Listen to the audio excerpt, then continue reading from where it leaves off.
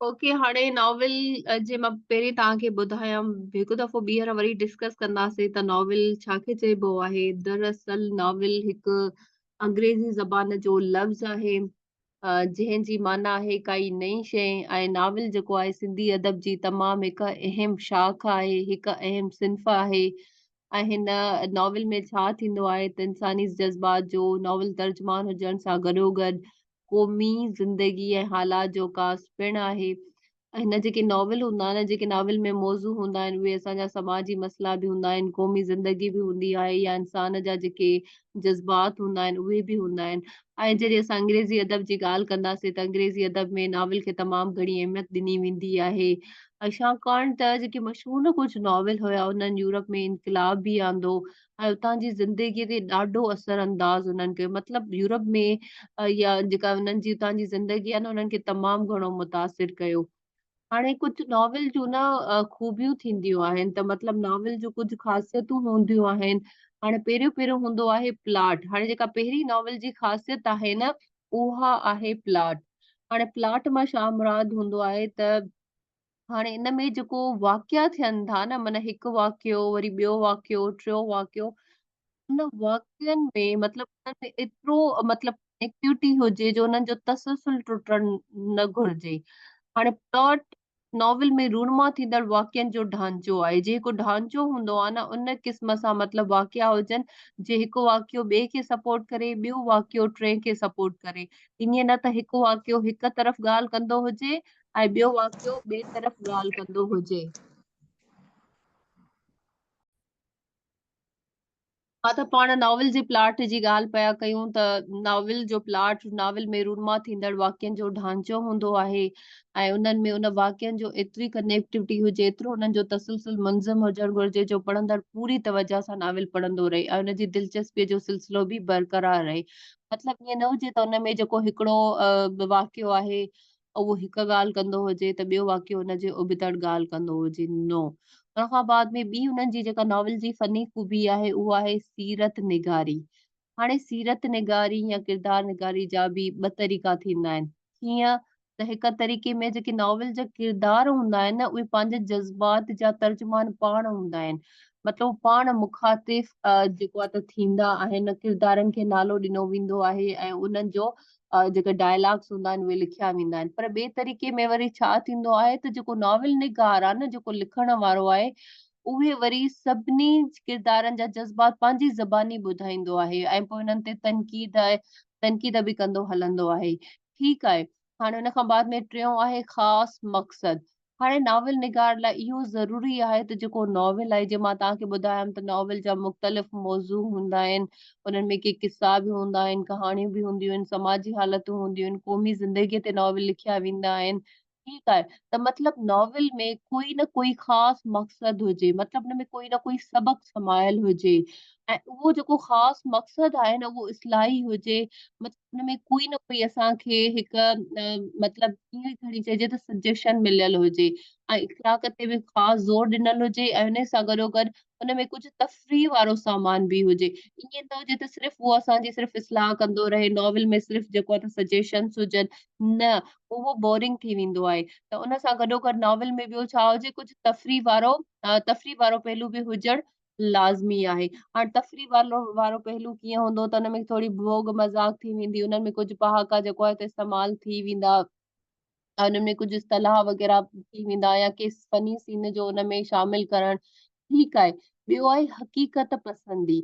हाणे नॉवल जा जेके किरदार हूंदा आहिनि, उहे इंसान हूंदा आहिनि। हाणे उहा त हक़ीक़त आहे त इंसान सभु हिक जहिड़ा कोन हूंदा आहिनि। मतलब इंसाननि में सुठाइयूं बि हूंदियूं आहिनि त ख़राबियूं बि हूंदियूं आहिनि।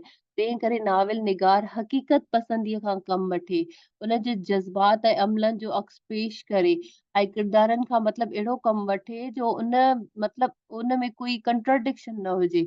जीअं ॾिसो, हिकिड़ो जेकॾहिं किरदार खणे थो ज़ालिम, ज़ालिम जो हिकिड़ो किरदार हुते थिए थो ऐं ज़ालिम वारो जेको किरदार आहे, उहो उन जो उबतड़ि कमु करे, मतलब उहो या त मतिलबु जेकॾहिं हिकु ज़ालिम वारो किरदारु खणो था न, उहो ज़ालिम वारो किरदारु न हुजे, बल्कि हुन जा कम अहिड़ा हुजनि त हू ज़ुल्म ऐं ॾाढ खां नफ़रत कंदो हुजे, ठीकु आहे, अमन खे अहमियत ॾींदो हुजे, त उन सां छा थी वेंदो, त उन सां उबतड़ थी वेंदो न, मतिलबु जहिड़ी तरीक़े सां तव्हां किरदारु खयों आहे, त उहो पंहिंजो जेको रोल आहे, उनखे सरअंजाम ॾे।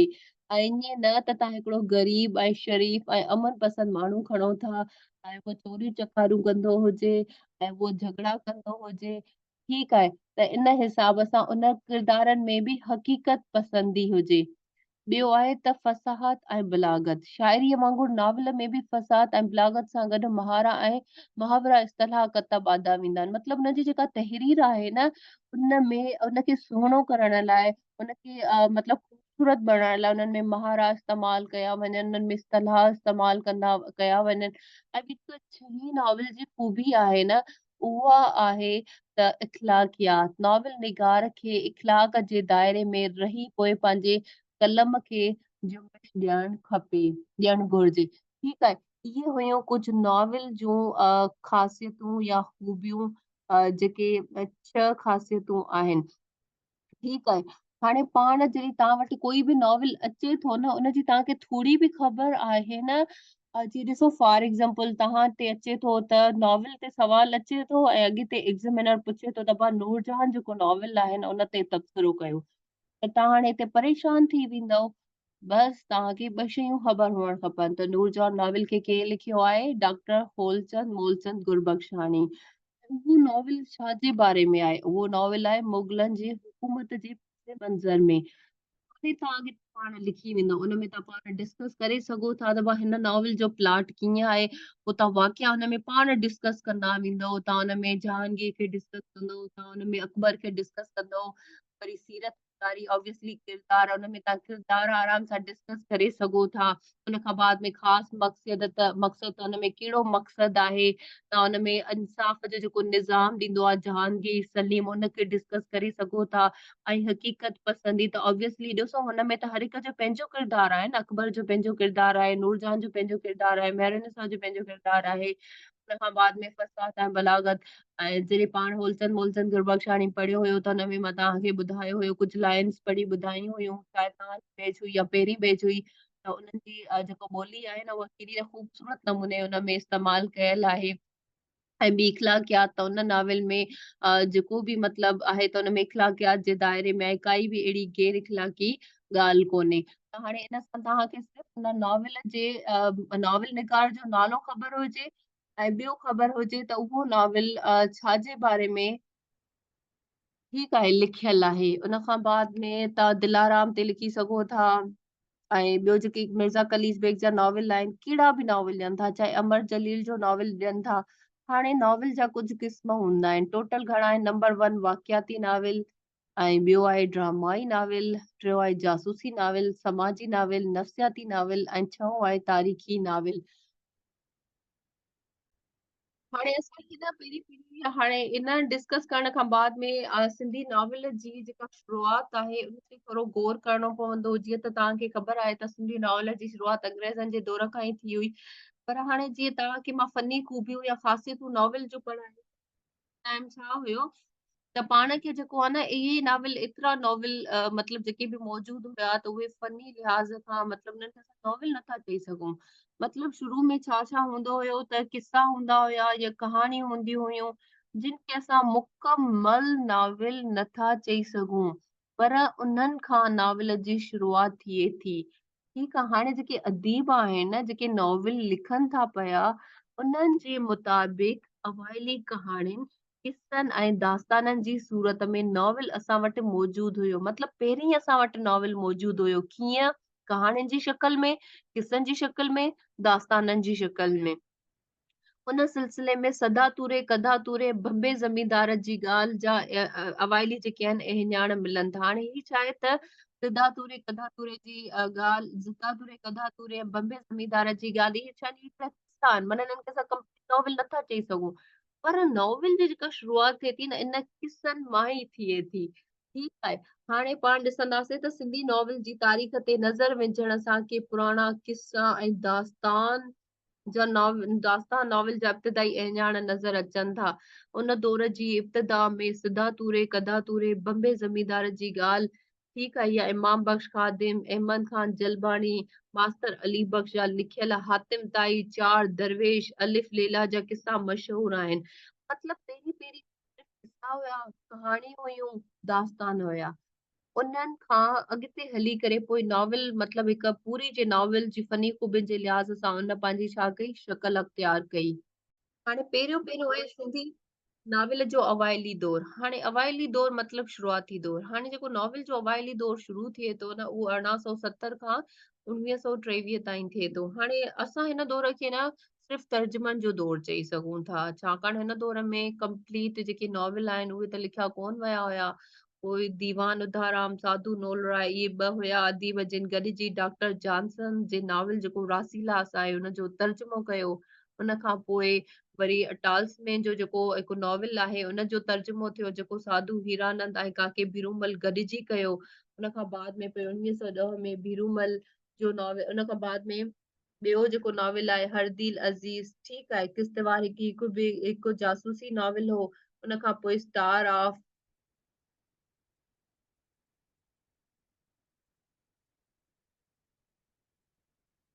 खे। हाणे हुन खां बाद में जीअं त मां तव्हांखे ॿुधायो त हिननि खे तर्जुमनि जो दौर चयो वञे थो, पर हुन खां बाद में न मिर्ज़ा कलीच बेग आहे अदीब, जेको असां पाण पढ़ी चुका आहियूं। उन्हनि सही माना में ते बेज़ात नॉविल सभ खां पहिरीं जेके लिखिया उन्हनि में आहे संदसि पहिरियों नाम दिलाराम, जेको 1888 में छपियो। उन खां पोइ संदसि शाहकार समाजी इस्लाही नॉविल ज़ीनत छपियो। सिर्फ़ हिन ॿ ते बेज़ात नॉविल लिखिया हिन दौर में। उन खां बाद में हिन केतिरा ई नॉविल तर्जुमो कया। उन्हनि में तर्जुमे में आहे मोहब्बत मारिया साईं, सची मोहब्बत, गुलनि जी टोकरी, एरिक। हाणे ॾिसो पाण जॾहिं मिर्ज़ा कलीस बेग खे एज़ अ अदीब पढ़ियो हुयो न, त उन में मां तव्हांखे काफ़ी सारा हिन जा जेके नॉविल हुया, इवन जेके ड्रामा हुया तर्जुमो थियल पाण पढ़िया हुयासीं।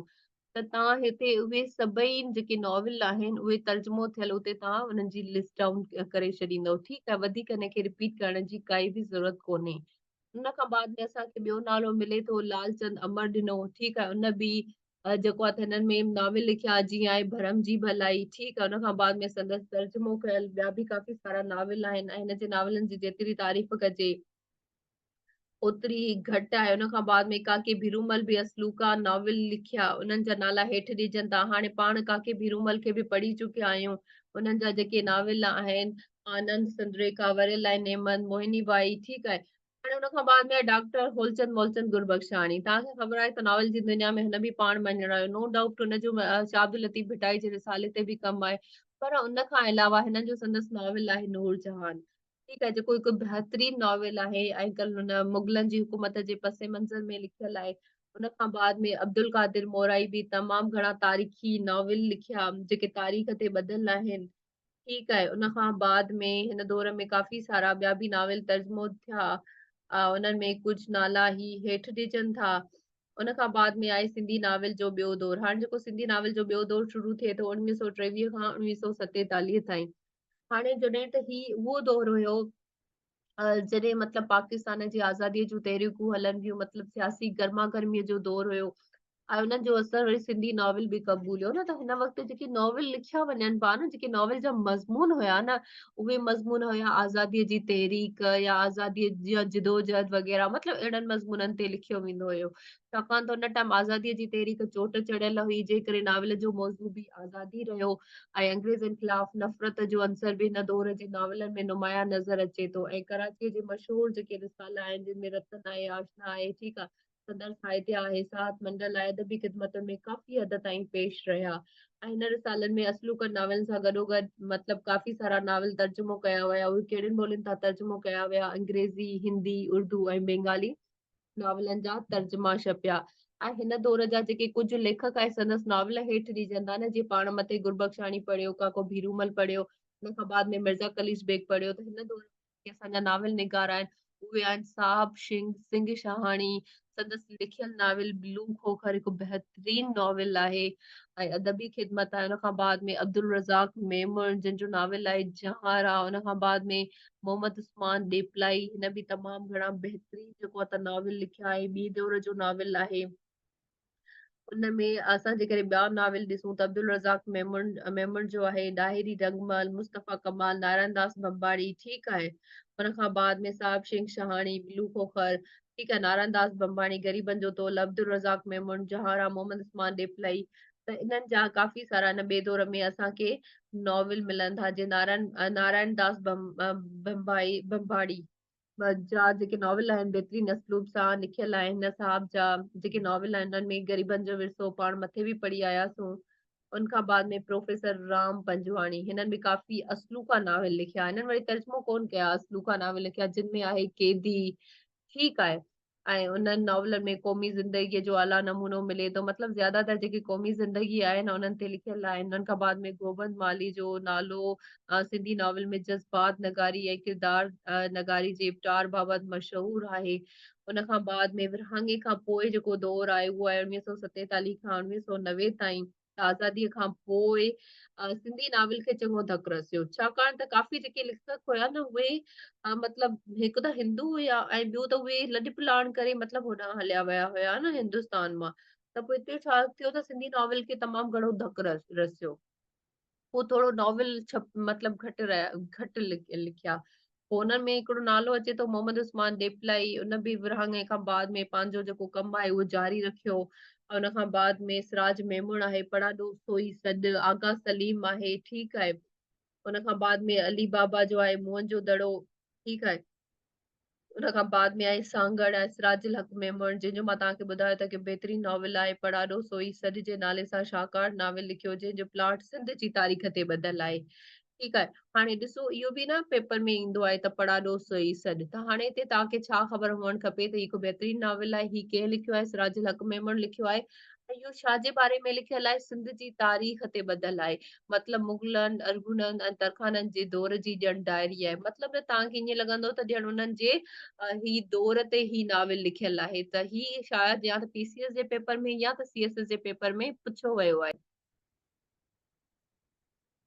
हुन खां अलावा सिराजुल हक़ मेमण जा ॿिया बि काफ़ी सारा मशहूरु नॉवेल आहिनि जेके सिंधी अदब में मोचारी जॻह विलारिनि था, ठीकु आहे। मुंहिंजी दुनिया, हे कल वया कल, ठीकु आहे। उन खां बाद में आहे तुंहिंजी दुनिया, सभु रंग सांवल, ठीकु आहे, प्यासी धरती, अहिड़े क़िस्म जा इन जा बि तमामु घणा मशहूरु नॉवेल आहिनि। उन्हनि खां बाद में ॿियो हिकु जेको नालो अचे थो आगा सलीम, आगा सलीम बि तमामु घणा नॉवेल लिखिया आहिनि। ऐं उन्हनि जे नावलनि जे शोर जे वक्रे ऐं रुमानियत जो अंसर ग़ालिब नज़र अचे थो, जीअं रोशनी जी तलाश, ऊंदाही धरती, रोशन हथ, ठीकु आहे, इन जा ई नॉवेल आहिनि। अली बाबा जो नॉवेल आहे, ऑलरेडी डिस्कस करे चुका आहियूं। मुंहं जो दड़ो तमामु सुठो ऐं तारीख़ी नॉवेल आहे, उन ते मुंहं जे दड़े जे बारे में लिखियल आहे, ठीकु आहे। ॿियो आहे आबिद लिगारीअ जो ज़िंदा लाश जो सफ़र बि नुमाया आहे। नजम अब्बासी जा नॉवेल आहिनि प्यार कहाणी, ठीकु आहे। उन खां बाद में डॉक्टर मंज़ूर अली उसाणी, उन खां बाद में अनवर हालाई ऐं काज़ी फैज़ मोहम्मद। हाणे हिते तव्हांखे कुझु कुझु जेके आहिनि त नाला यादि करणा आहिनि अदीबनि जा, ऐं नाला यादि करे पोइ तव्हां उन्हनि खे मतिलबु हर हिकु अदीब जा टे जेको मशहूरु उन्हनि जा नावेल आहिनि उन्हनि जा तव्हां नाला यादि करे सघो था। जीअं त हिन नोट्सनि में तव्हांखे इलाही सारियूं जेको आहे एग्ज़ाम्पल मिसाल मिलंदा आहिनि अदीबनि जा बि ऐं नॉवलनि जा बि। पोइ तव्हां हितां उहे चूज़ कजो त तव्हांखे कहिड़ा यादि करणा आहिनि। हाणे पाण 1990 खां पोइ सिंधी नॉवेल, हाणे ठीकु आहे, मतिलबु कंटिन्यू। हाणे विरहाङे खां पोइ सिंधी नॉवेल वरी तरक़ी कई, छो जो हिन में न वरी अदीब जेके हुया त हुननि काफ़ी वराए लिखणु शुरू कयो। हाणे असां वटि जेको हिकिड़ो अदीब आहे उहो आहे अमर जलील। हिन दौर में अमर जलील अदीबी हवाले सां वॾो नालो आहे। संदसि नाविल नेठि गूंगे ॻाल्हायो हिकु बा कमाल नॉवेल आहे। ही नॉवेल किरदार नगारी जो हिकु मुनफ़रद नमूनो आहे। अकबर लगारी जे बुक में तव्हांखे हिन में मिसाल मिलंदव डायलॉग्स जा, ऐं डायलॉग में बि पंहिंजो मट पाण आहे, ठीकु आहे। उन खां बाद में आहे गुलाम नबी मेमण, हिन साहब जो नाविल बि पंहिंजो मट पाण आहिनि, ठीकु आहे। उन खां बाद में ॿिया आहिनि इख़लाक अंसारी जो अॾोही, ठीकु आहे। मेहताब महबूब जा नाविल त ॼण मतिलबु उहे बि तमामु घणी अहम जॻह विलारिनि था सिंधी अदब ऐं नॉवल जी दुनिया में, ठीकु आहे। ॿी ख़राब खुशबू आहे छोकिरी बि उन्हनि जो बहितरीनु नाविल आहे, ठीकु आहे। तारिक आलम अबड़ो आहे, उनजो बि नालो नाविल आहे। रहिजी वियल मंज़र, ठीकु आहे, उहो मंज़र नगारी, उनजी जेका मंज़र नगारी आहे न उहो क़ाबिले तारीफ़ आहे। किरदार नगारी ऑलरेडी डिस्कस करे चुका आहियूं, ऐं मंज़र नगारी, ठीकु आहे। उन खां बाद में 1990 खां अॻु ऐं पोइ तर्जुमो थिया उन्हनि में ही आहिनि आशी, रूह जी ॻोल्हा, तस्वीर जो खून, आसिया ऐं ॿिया कुझु अहम नाविल आहिनि जेके हिते मां हेठि मिसाल ॾिना आहिनि, तव्हां इन्हनि खे थोरो पढ़ी वठिजो। ऐं जेको आहे त यादि करे छॾिजो, ठीकु आहे। हाणे नॉवल में जेका अहम शइ आहे, पहिरीं अहम शइ ईअं आहे त नॉवल जी तव्हांखे वस्फ़ अचणु खपे त नॉवल छाखे चइबो आहे, पोइ तव्हां उन खां बाद में थोरो अंग्रेज़ी नॉवल जो डिस्कस करे सघो था, उन्हनि जी अहमियत त कीअं उन्हनि यूरोप में इनकलाब आंदो, कीअं उन्हनि जेको आहे त क़ौमी ज़िंदगीअ ते असर अंदाज़ कयो, कीअं उन्हनि जेको आहे त उन्हनि जी पूरी ज़िंदगी खे ट्रांसफॉर्म करे छॾियो। मतिलबु जेकी यूरोप में इनकलाब आयो त ऑब्वियसली उन्हनि जूं जेकी रीडिंग्स हुयूं या नॉवेल्स आहियूं त उन्हनि जो तमामु घणो इन्फ्लुएंशियल रोल रहियो उन्हनि जे मथां, उन्हनि जी ज़िंदगीअ ते उन्हनि तमामु बहितरीनु असरु विधो। उन खां बाद में नॉवल जूं तव्हांखे ख़ूबियूं अचणु खपनि, जेके 6-7 ख़ूबियूं हुयूं, उन ख़ूबियुनि खां बाद में नॉवल जा तव्हांखे क़िस्म अचणु खपनि। पोइ तव्हांखे नॉवलनि जा दौर यादि रखणु खपनि। ऐं हुन हर दौर में हर हिकु नॉवल निगार जो नालो तव्हांखे यादि हुजे, ऐं कहिड़नि कहिड़नि मौज़ुनि ते लिखिया विया, जॾहिं त तव्हां पीरियड दौर पढ़ो था त तव्हांखे मौज़ू पाण ई अची वेंदा। ऐं उन नाविल निगारनि जा मौज़ुनि सां गॾोगॾु तव्हांखे हुननि जा कुझु मशहूरु जेके था नाविल बि यादि हुअणु खपनि, जीअं सांघड़, मुअनि जो दड़ो, पड़ाडो सोई सॾु, नूरजान, ठीकु आहे, ज़ीनत, दिलाराम, आशी, तस्वीर जो खून, अहिड़े क़िस्म जा जेके नाविल आहिनि, तव्हांखे कुझु नाला यादि करणा आहिनि। ठीकु आहे, थैंक यू, अल्लाह हाफ़िज़।